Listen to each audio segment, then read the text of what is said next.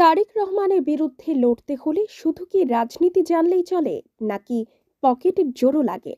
গুলশান বনানীর মতো ভিআইপি এলাকায় বিএনপির ভারপ্রাপ্ত চেয়ারম্যান তারেক রহমানকে চ্যালেঞ্জ জানিয়ে জামাতে ইসলামের পক্ষে যিনি মাঠে নেমেছেন, তিনি কোনো সাধারণ নেতা নন।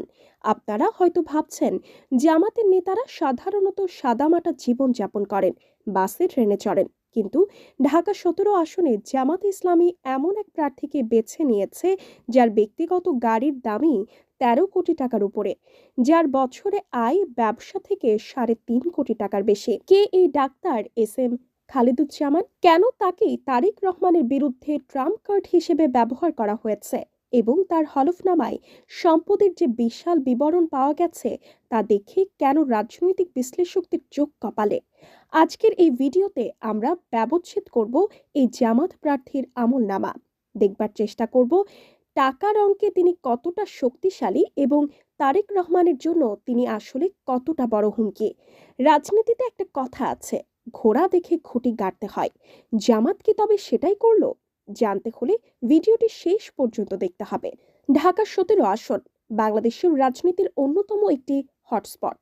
এই আসনটি গঠিত হয়েছে গুলশান, বনানী, বারিধারা এবং ক্যান্টনমেন্ট এলাকা নিয়ে, অর্থাৎ এটি দেশের সবচেয়ে ধনী এবং এলিট শ্রেণীর মানুষদের এলাকা। এখানে বস্তির রাজনীতি চলে না, এখানে চলে ব্লেজার স্যুটের রাজনীতি। এখানে যারা ভোটার তারা দেশের নীতি নির্ধারক, শীর্ষ ব্যবসায়ী কিংবা উচ্চপদস্থ আমলা।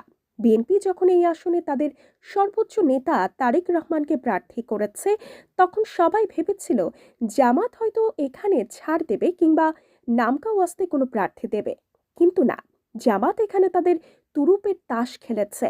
তারা মনোনয়ন দিয়েছে ডাক্তার এস এম খালেদুজ্জামানকে। নির্বাচন কমিশনের ওয়েবসাইটে তার জমা দেওয়া হলফনামা আমরা তন্ন তন্ন করে বিশ্লেষণ করেছি, এবং সত্যি বলতে তথ্যগুলো চমকে দেওয়ার মতো। ডক্টর খালেদুজ্জামান পেশায় একজন চিকিৎসক হলেও তার মূল পরিচয় তিনি একজন সফল ব্যবসায়ী।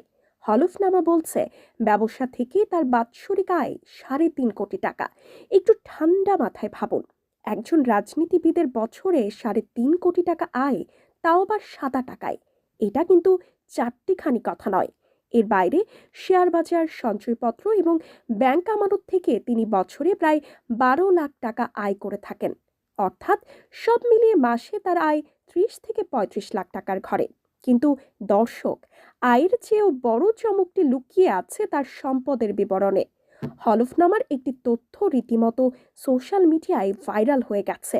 ডাক্তার খালেদুজ্জামান উল্লেখ করেছেন তার নিজের নামে গাড়ির মূল্য ১৩.৭০ কোটি টাকা। একটু থামুন এবং ভাবুন, ১৩.৭০ কোটি টাকা।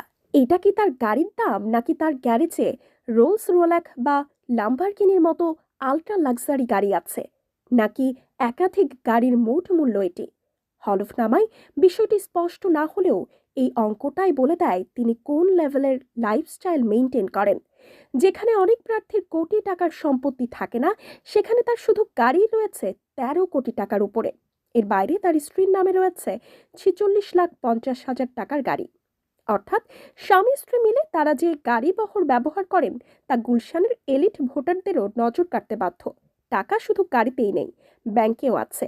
ডাক্তার খালেদুজ্জামানের হাতে নগদ অর্থ আছে ৬৮ লাখ টাকার বেশি, ব্যাংকে জমা আছে ৩৩ লাখ টাকা, আর সঞ্চয়পত্রে বিনিয়োগ আছে ১,৩৬,০০,০০০ টাকার উপরে। শেয়ার বাজারেও তিনি বড় খেলোয়াড়। তার নিজের নামে ২,২৫,০০,০০০ টাকা এবং স্ত্রীর নামে ৯০ লাখ টাকার বন্ড ও শেয়ার রয়েছে।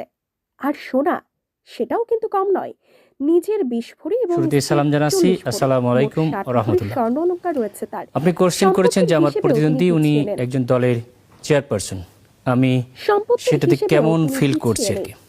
আমি যেদিন নমিনেশন পেপার জমা দিয়েছি ওদিনও আমাকে কোশ্চেনটা করেছিল। তবে আসল সম্পদ তার ঢাকায়। রাজধানীতে তার নিজের নামে ২,৬০,০০,০০০ টাকা এবং স্ত্রীর নামে ১ কোটি টাকার ফ্ল্যাট বা অ্যাপার্টমেন্ট রয়েছে। যদিও গুলশানের মার্কেট ভ্যালু অনুযায়ী এই দাম আরো অনেক বেশি হওয়ার কথা। এখন প্রশ্ন হলো, জামাত কেন একজন ডাক্তার ও ব্যবসায়ীকে এই হাই প্রোফাইল আসনে বেছে নিল? এর পেছনে কি শুধু টাকার গরম, নাকি কোনো রাজনৈতিক কৌশল আছে? তারেক রহমানের মতো জনপ্রিয় নেতার বিরুদ্ধে শুধু কি টাকা দিয়ে লড়াই সম্ভব? সবশেষে ঢাকা 17 আসনের এই লড়াই 2026 সালের নির্বাচনের সবচেয়ে ইন্টারেস্টিং অধ্যায় হতে যাচ্ছে। এখন দেখার বিষয় তারেক রহমানের ধানের শীষ নাকি ডাক্তার খালেদুজ্জামানের দাড়িপাল্লা। শেষ হাসি কে হাসবে?